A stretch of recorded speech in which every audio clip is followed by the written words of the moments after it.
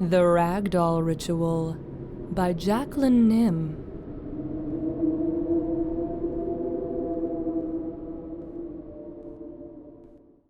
People always tell you not to play with Ouija boards. Personally, I've never bought into any of that nonsense. I'm not afraid of something invented by a toy company.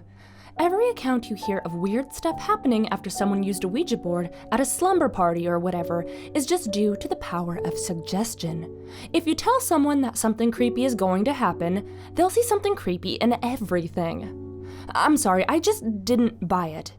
I also didn't buy into these stupid ritual memes that keep popping up on the internet.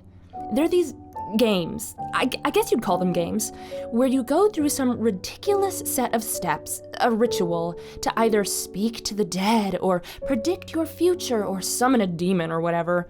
They always come with a warning along the lines of, "Do not try this." Then why post it on the internet, you morons? You want people to do this stuff and then report on all the creepy stuff that happens and blah blah blah.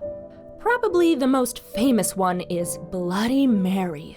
It's the one where you stand in front of a mirror and repeat Bloody Mary 3 times, and then supposedly this ghost appears to scratch your eyes out. Why would I want to do that? Why do people do any of this stuff? So I decided to do a little trolling. I went on a forum that discussed topics of the supernatural and paranormal. Those places are full of superstitious schmucks that will eat up anything even remotely disturbing. I posted the following. Hey everyone, have you heard of the Ragdoll Ritual? A friend of mine, we'll call him John Jacob Jingleheimer Schmidt, told me about it, and I wanted to see if anyone has actually tried it. I can't seem to find any accounts of it online anywhere. That's because I made it up. Apparently, what you do is take an old doll. Any doll will do, but they say it works best if you use one you made yourself. These things always want you to make stuff. The ritual also seems to work best when performed in the month of August, but you can really do it anytime, because why not? You take a lock from your own hair and wrap it around the neck of the doll. If your hair is too short or you don't have any small personal piece of yourself will do. A fingernail clipping or even a drop of blood. I didn't really want to encourage bloodletting, but it sounded good. After attaching the personal item from yourself to the doll, wait until midnight.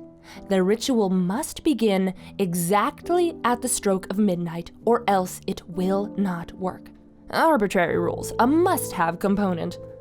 Exactly at midnight, hold the doll tightly in your hands and repeat the phrase, "I invite you, Astaroth," I did a random search for a demon name on Google search, "to inhabit this object," 3 times. After the 3rd time, you will feel the doll move in your hands. This is a sign the demon has accepted your invitation. They always have to accept, don't they? If after the 3rd time you do not feel the doll move, repeat the process. If it still does not move, the demon has not accepted your invitation. You do not need to do anything further, the ritual is over. If you receive an acceptance, place the doll inside a closet or other small space that can be closed. It is very important that you do not open the door until the ritual is complete. You may hear knocking on the door or shambling inside the closet. Do not open the door. The demon is bound to the doll, but if you allow it to roam throughout your home, it may attach itself to something else and refuse to leave after the ritual is over. Because creepy. You may now ask the doll any questions you like, but you only have until 1 a.m. Sometimes the doll would answer with a voice, sometimes through knocks on the door signaling yes or no. If you do not complete the ritual by 1 a.m., the demon may be locked inside the doll forever. After you have completed your questions, repeat the phrase, "Astaroth, I release you," 3 times. Wait until you no longer hear any noise from inside the closet. Then it's safe to open the door. Afterward, bury the doll and mark the ground with the symbol of the cross. This will prevent the demon from ever returning. Sounds legit, right? Please follow the instructions exactly, as failure to do so can have disastrous results. After I posted the ritual, I kept a close eye on it. It took a few days, but soon replies started coming in. Oh my god, you guys, I tried it and the doll really does move. Please, don't try this ritual.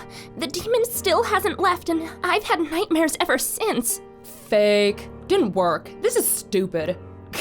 I agree, buddy, but of course I couldn't say that. I tried it, and when I opened the door to the closet, the doll was gone. What do I do? I had a few good laughs. The story started to get more detailed, and some were actually pretty good. I don't know if these people were just delusional, or if they were playing along by making things up to add legitimacy, but it was still fun. I read dozens of stories about the ritual going wrong, and a few about how it went perfectly and the person in question had all their questions answered. One person told of how the demon doll predicted his brother's death. It was fun, but soon it was growing stale, so I moved on to other things. A few weeks went by without me checking the forum. That is, until one day when I came home from work. I went through my usual routine, pulled off my shoes and jacket, and went to throw them in my closet. Something stopped me. There, on the floor, was a little ragdoll. It looked to be handmade, and around its neck was wrapped a strand of hair. I would have been creeped out, but I had told a friend a while back about my little prank online, and I figured he'd left it there for me to find. I chuckled to myself and went on about my evening. I opened the refrigerator to grab a beer, and another little doll nestled among the leftovers. I took it out and placed it on the kitchen counter.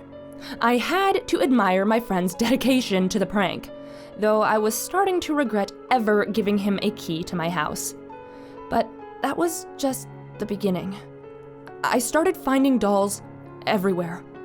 In the shower, in the kitchen cabinets, in my car, under the sofa, in the fireplace, dolls of every shape and size. Some handmade, some factory, some had hair wrapped around them, some had little droplets of blood.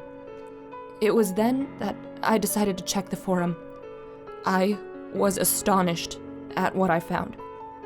There were hundreds of posts, all variations of the same thing.